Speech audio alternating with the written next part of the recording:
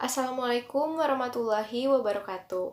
Perkenalkan, kami dari kelompok 2 analisis laporan keuangan kelas D akan memaparkan tentang analisis variabel yang mempengaruhi struktur modal, dilihat dari struktur aktiva, ukuran perusahaan, dan likuiditas. Sebelumnya, mari kita panjatkan puji dan syukur kehadirat Allah Subhanahu wa Ta'ala, karenanya kita selalu diberi nikmat sehat sampai hari ini. Salawat dan salam tak lupa kita panjatkan juga kepada Nabi besar kita, Nabi Muhammad SAW. Karenanya kita masih bisa berkumpul pada penyampaian pemaparan hari ini. Lalu kita ucapkan juga terima kasih kepada Ibu Esi Fitriani, SEMSI selaku dosen pengampu mata kuliah analisis laporan keuangan. Sebelumnya, izin memperkenalkan diri, nama saya Sofaulia Putri dengan NIM akhir 1149. Di sini saya akan menjelaskan pengertian struktur modal terlebih dahulu. Menurut Trianto tahun 2010, struktur modal adalah perimbangan atau perbandingan antara jumlah hutang jangka panjang dengan modal sendiri. Hutang jangka panjang merupakan salah satu dari bentuk pembiayaan jangka panjang yang memiliki jatuh tempo lebih dari 1 tahun. Mengukur besarnya aktiva perusahaan yang dibiayai oleh kreditur atau debt ratio dilakukan dengan cara membagi total hutang jangka panjang dengan total aset. Semakin tinggi debt ratio, semakin besar jumlah modal pinjaman yang digunakan di dalam menghasilkan keuntungan bagi perusahaan. Lalu selanjutnya pengertian struktur modal menurut Irham Fahmi tahun 2015. Struktur modal adalah gambaran dari bentuk proporsi finansial perusahaan, yaitu antara modal yang dimiliki yang bersumber dari utang jangka panjang atau long-term liabilities dan modal sendiri, yang menjadi sumber pembiayaan suatu perusahaan. Lalu selanjutnya ada faktor yang perlu dipertimbangkan dalam struktur modal. Yang pertama, persesuaian atau suitability, yaitu persesuaian antara cara pemenuhan dana dengan jangka waktu kebutuhannya. Jika yang dibutuhkan berjangka pendek, bila dibelanjai dengan hutang obligasi atau dengan mengeluarkan modal sendiri, kurang sesuai. Sebaiknya, cara pemenuhan dana disesuaikan dengan jangka waktu kebutuhannya. Artinya, bila kebutuhan dana berjangka pendek, maka sebaiknya dipenuhi dengan sumber dananya jangka pendek, dan bila kebutuhannya dananya jangka panjang, sebaiknya dipenuhi sumber dana jangka panjang. Lalu selanjutnya ada pengawasan atau control. Pengawasan perusahaan ada di tangan pemegang saham. Manajemen perusahaan mengemban tugas untuk menjalankan hasil putusan pemegang saham. Sebuah perusahaan dimiliki oleh beberapa pemegang saham, sehingga bila diperlukan tambahan dana, perlu dipertimbangkan apakah fungsi pengawasan dari pemilik lama tidak akan terkurangi. Lalu yang selanjutnya ada laba atau earning per share, yaitu memilih sumber dana apakah dari saham atau hutang. Secara finansial, harusnya bisa menghasilkan keuntungan bagi pemegang saham atau earning per share lebih besar. Lalu yang terakhir ada tingkat resiko atau riskness. Hutang merupakan sumber dana yang mempunyai risiko tinggi, sebab bunganya tetap harus dibayarkan baik pada saat perusahaan mendapatkan laba maupun dalam kondisi merugi.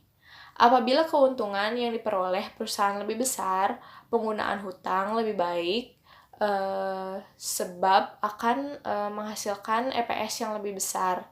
Namun, bila keuntungan perusahaan lebih kecil, apalagi rugi, maka sumber dana hutang kurang baik. Oleh karena itu, seberapa besar penggunaan dana dari hutang mengindikasikan perusahaan mempunyai tingkat risiko yang lebih besar. Lalu selanjutnya ada tujuan struktur modal. Tujuan struktur modal adalah memadukan sumber-sumber dana permanen yang digunakan perusahaan untuk operasionalnya, yang akan memaksimalkan nilai perusahaan itu sendiri. Pencarian struktur modal yang optimal merupakan pekerjaan yang sangat sulit karena adanya konflik yang mengarah kepada biaya agensi. Lalu yang selanjutnya ada fungsi struktur modal. Yang pertama, peningkatan nilai perusahaan. Struktur permodalan perusahaan yang sehat membantu meningkatkan harga pasar saham dan sekuritas yang gilirannya mengarah kepada penilaian nilai perusahaan. Yang kedua, pemanfaatan dana yang tersedia. Capital structure yang baik memungkinkan perusahaan bisnis untuk memanfaatkan dana yang tersedia sepenuhnya. Struktur yang dirancang dengan baik memastikan penentuan persyaratan keuangan perusahaan dan mengumpulkan dana dalam proporsi seperti itu dari berbagai sumber untuk pemanfaatan sebaik mungkin dan akan melindungi perusahaan dari kapitalisasi berlebihan atau kekurangan kapitalisasi. Lalu yang ketiga, memaksimalisasi pengembalian. Struktur permodalan yang baik memungkinkan manajemen untuk meningkatkan laba perusahaan dalam bentuk pengembalian yang lebih tinggi kepada pemegang saham, yaitu peningkatan pendapatan per saham. Ini dilakukan dengan mekanisme perdagangan pada ekuitas, yaitu mengacu pada peningkatan proporsi modal hutang dalam struktur modal yang merupakan sumber modal termurah. Lalu, yang keempat ada meminimalisasi biaya modal.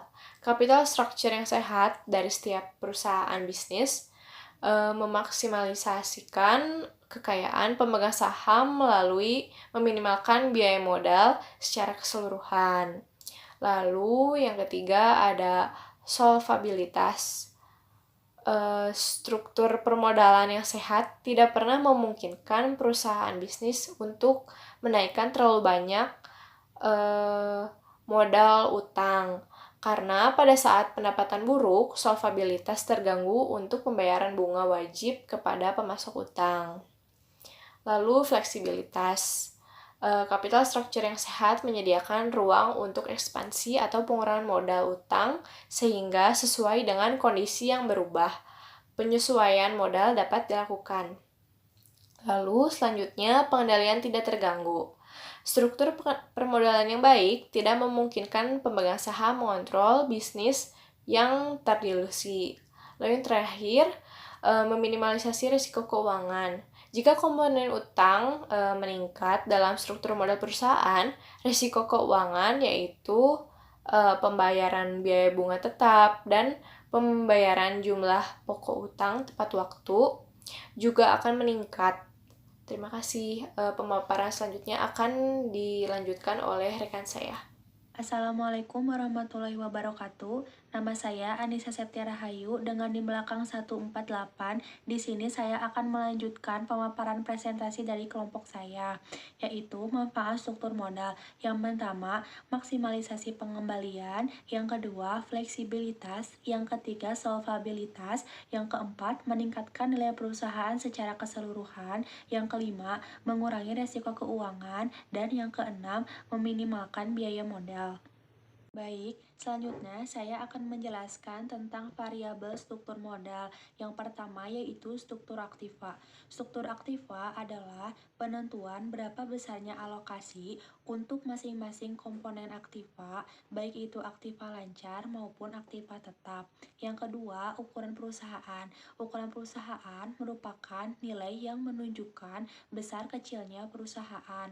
Dan yang ketiga yaitu likuiditas, kemampuan sebuah perusahaan dalam melunasi utang secara kewajiban jangka pendek yang dimilikinya.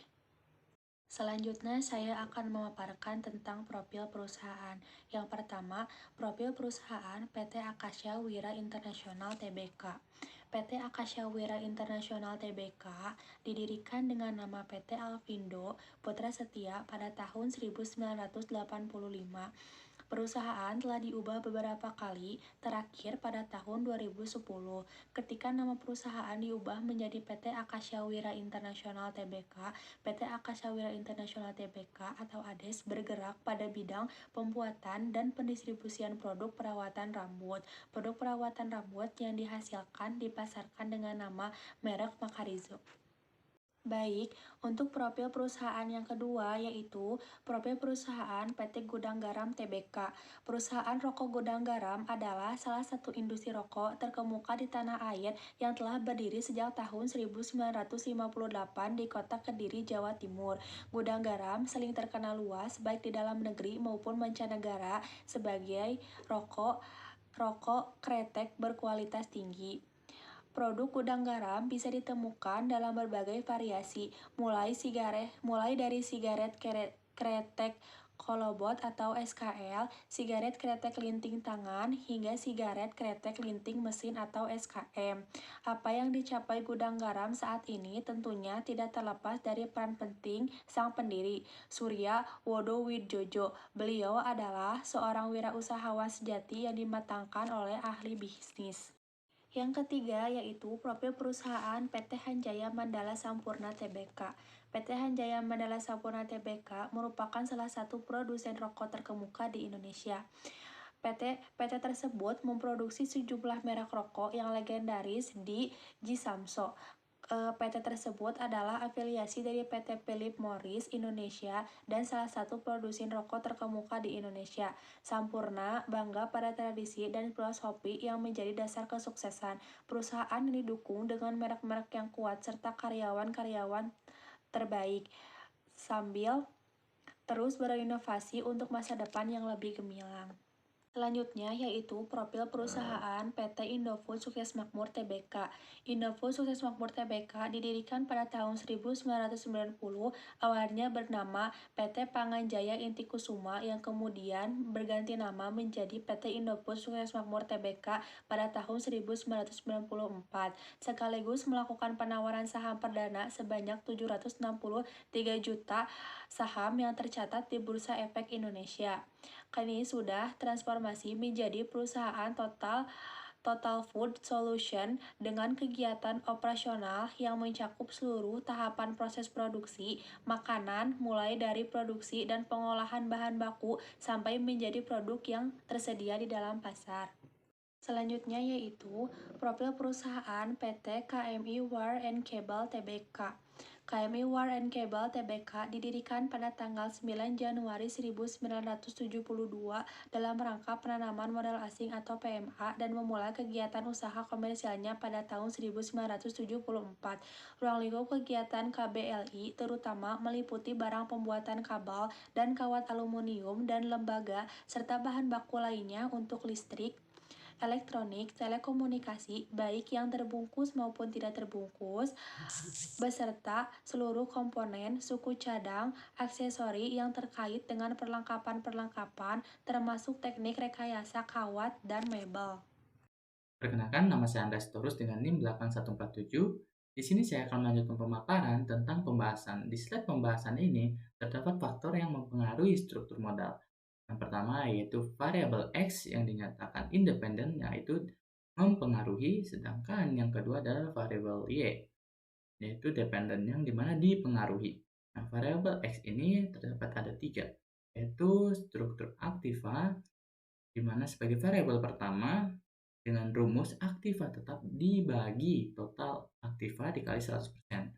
Sedangkan ukuran perusahaan sebagai variabel kedua dengan rumus ln atau logaritma natural dikali total aktiva.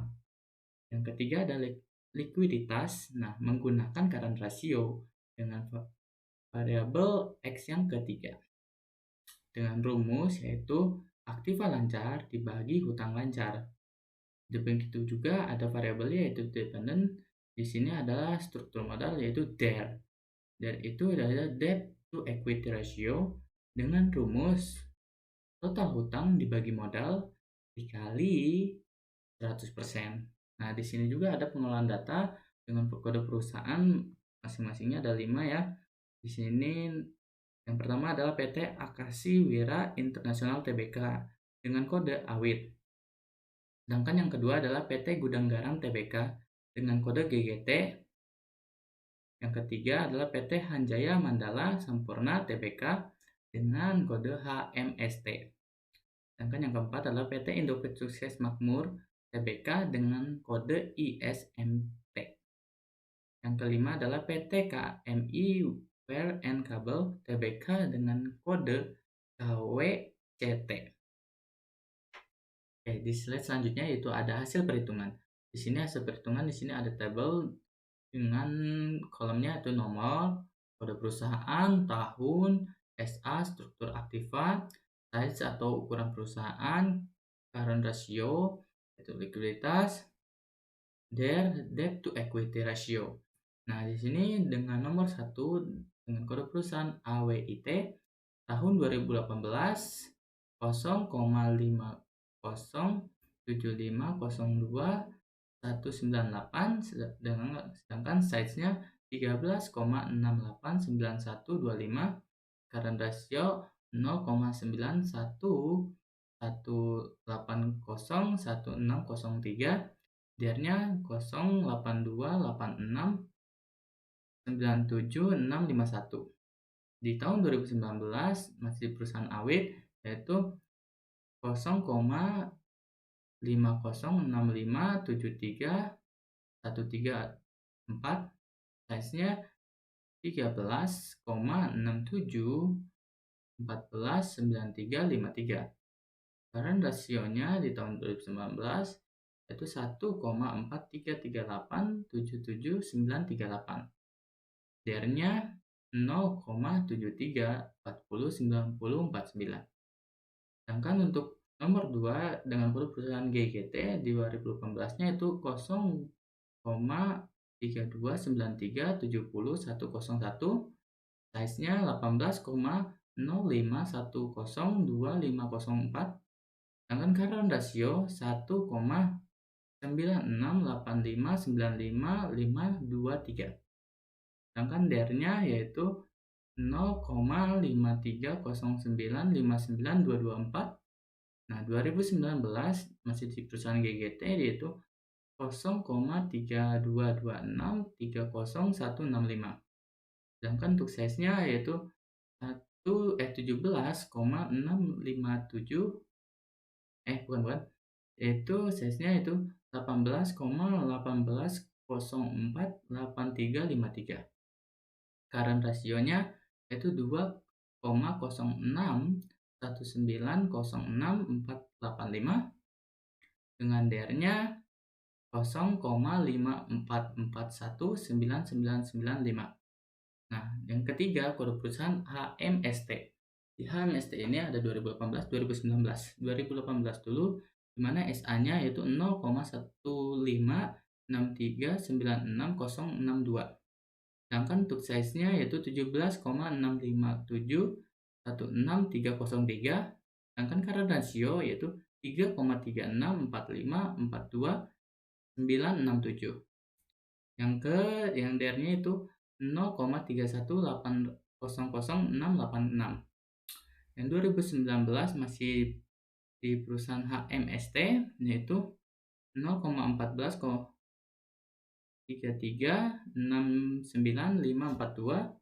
Sedangkan untuk size-nya itu 17,74542861. Current rasionya 3,27609023. DER-nya yaitu 0,4266589446. Nah, di perusahaan dengan kode perusahaannya itu ISMT 2018 di mana tuh 0,4390843556. Sedangkan size-nya 18,38544516. Current rasionya 0,7136831122. DER-nya 0,933974056. Nah, untuk ISMT 2019 yaitu SA-nya yaitu 0,4477458833. Size-nya 18,38192494. Dan current ratio di mana 1,272071153.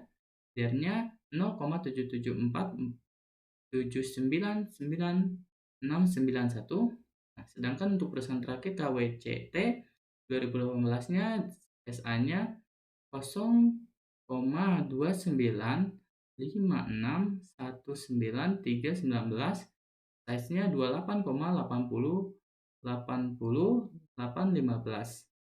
Current rasionya adalah 1,790629135, sedangkan DER-nya yaitu 0,59766246.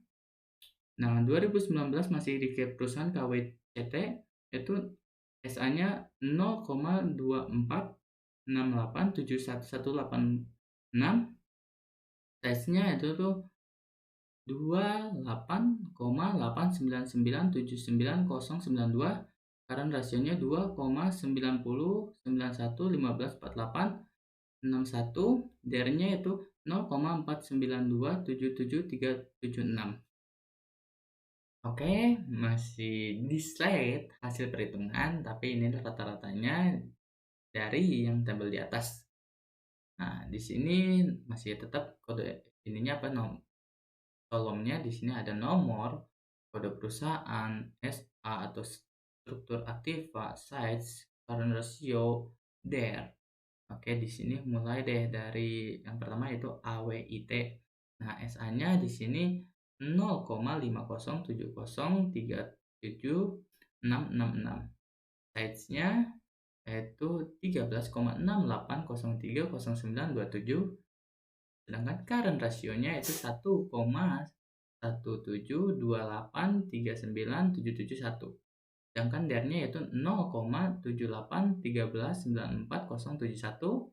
Nah, sedangkan kode perusahaan yang kedua adalah GGT, di mana SA-nya 0,32666133, sedangkan size-nya yaitu 18,11575429, current rasionya 2,01525104, sedangkan untuk DER-nya yaitu 0,5375798587. Untuk perusahaan ketiga yaitu HMST, di SA-nya di sini 0,149882802, size-nya yaitu 17,70129582, current rasionya yaitu 3,3203165999, DER-nya 0,372332903.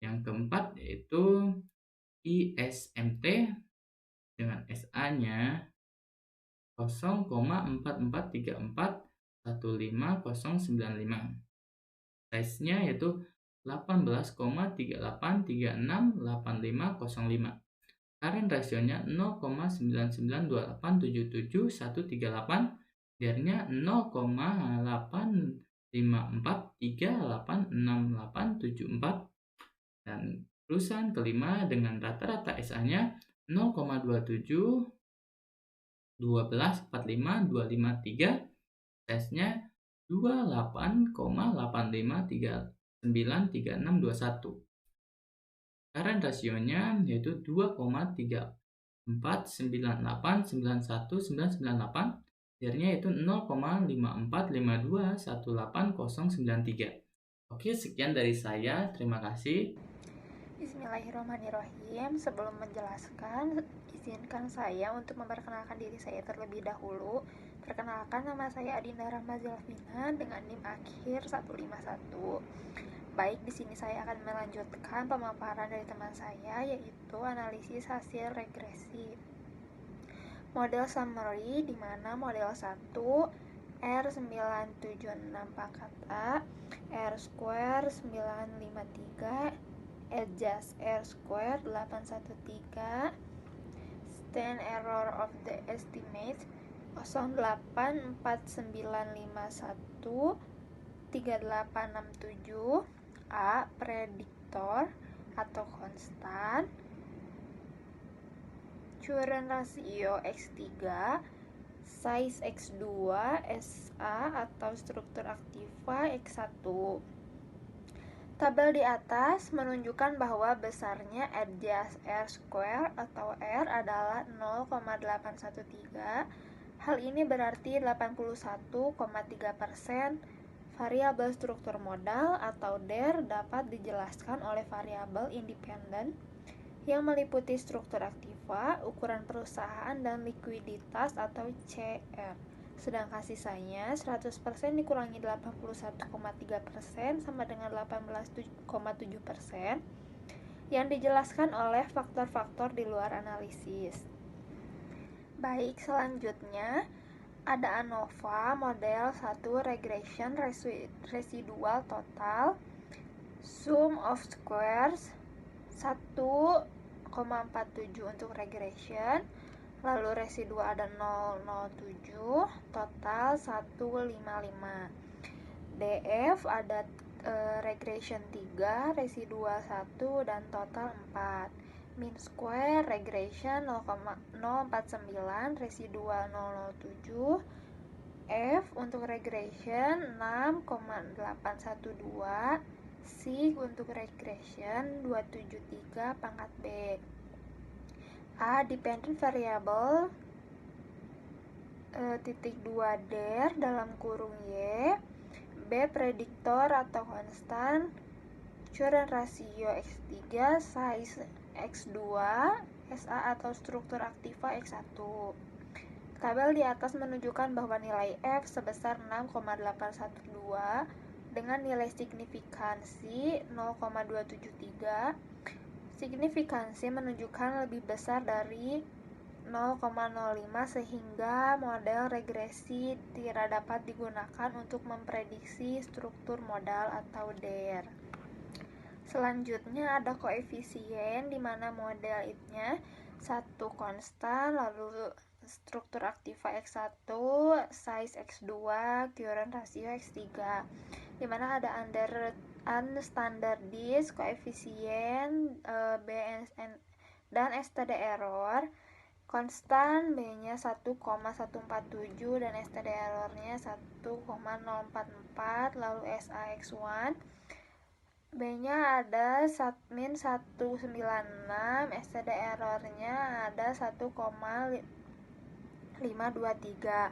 Lalu size atau X2 B-nya ada 000, STD error-nya ada 009. Lalu current ratio atau X3 B-nya ada minus 231, STD error-nya 217. Lalu selanjutnya standardized koefisien atau beta.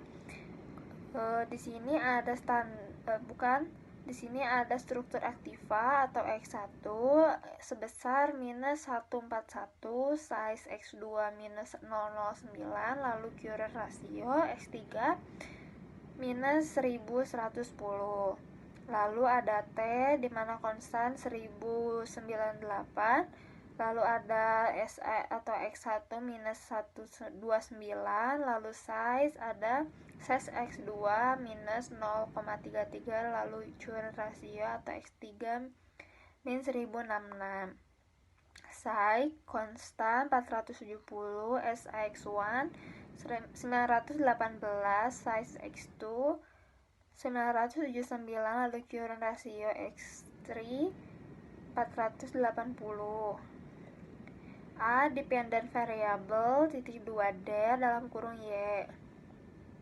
Dengan memperhatikan model regresi dan hasil linear berganda di atas, maka dapat didapatkan persamaan-persamaan faktor yang mempengaruhi struktur modal pada kelima perusahaan tersebut sebagai berikut.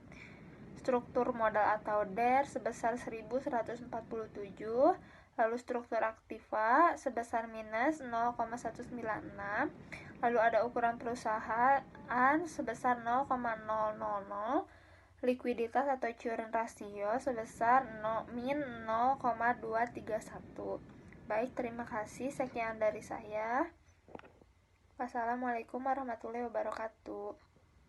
Baik, saya Silpi Mardianingsih, NIM akhir 1146. Adapun hasil uji dari data tersebut dijelaskan sebagai berikut. Ada variabel hasil uji hipotesis. Variabel yang pertama ada struktur aktiva X1 yang hasil ujinya berpengaruh negatif, hasil hipotesisnya ditolak. Yang kedua ada variabel ukuran perusahaan X2, hasil ujinya berpengaruh positif, hipotesisnya diterima. Yang ketiga ada likuiditas CAR rasio X3, hasil ujinya berpengaruh negatif, hipotesisnya ditolak.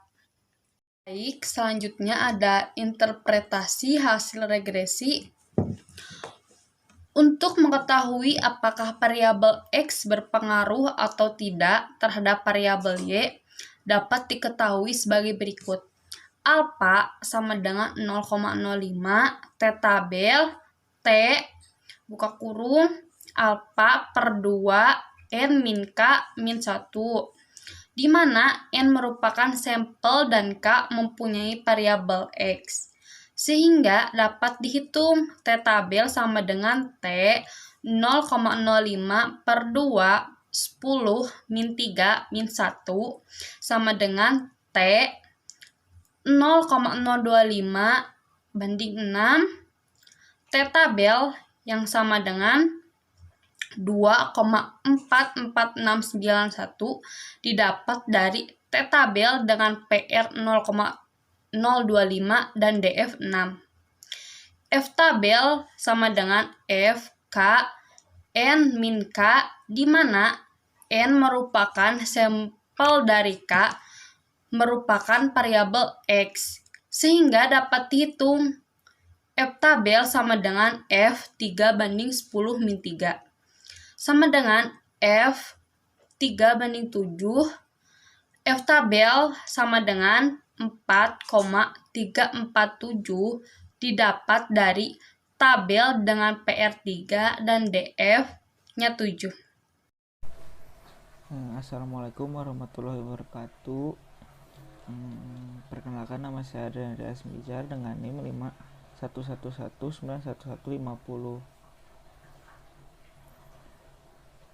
Di sini saya akan melanjutkan presentasi yang telah dibacakan oleh teman saya. Dari hasil uji regresi dengan menggunakan FPSS dan ketentuan di atas dapat diinterpretasikan hasil uji hipotesis sebagai berikut. Hasil uji hipotesis 1, struktur aktiva berpengaruh negatif terhadap struktur modal. Berdasarkan hasil uji regresi dapat diketahui bahwa nilai signifikan untuk variabel X1 terhadap Y sebesar 0,979 lebih dari 0,05 dan nilai T hitung min 0,129 kurang dari T tabel 2,44691. Hasil uji hipotesis 2, ukuran perusahaan berpengaruh positif terhadap struktur modal. Berdasarkan hasil uji regresi dapat diketahui bahwa nilai signifikan untuk variabel X2 terhadap Y sebesar 0,918 lebih dari 0,05 dan nilai T hitung min 0,033 kurang dari T tabel 2,44691. Hasil uji hipotesis 3, likuiditas berpengaruh negatif terhadap struktur modal. Berdasarkan hasil uji regresi dapat diketahui bahwa nilai signifikan untuk variabel X3 terhadap Y sebesar 0,480 lebih dari 0,05 dan nilai T hitung min 1,066 kurang dari T tabel 2,44691. Yang selanjutnya hasil uji hipotesis 4, struktur aktiva, ukuran perusahaan, likuiditas berpengaruh terhadap struktur modal. Berdasarkan hasil uji regresi dapat diketahui bahwa nilai signifikan untuk variabel X1, X2 dan X3 secara simultan terhadap Y sebesar 0,273 kurang dari lebih dari 0,05 dan nilai F hitung 6,816 lebih dari F tabel 4,347. Untuk slide selanjutnya, kesimpulan, struktur modal merupakan imbangan antara modal asing dan hutang dengan modal sendiri. Teori struktur modal menjelaskan apakah ada pengaruh struktur modal terhadap nilai perusahaan. Dalam kaitannya dengan struktur modal ini, nilai perusahaan bisa diukur dengan harga saham atau biaya modal yang dikeluarkan oleh perusahaan. Berdasarkan hasil yang telah dilakukan pada variabel X1, yaitu struktur aktiva berpengaruh negatif terhadap struktur modal.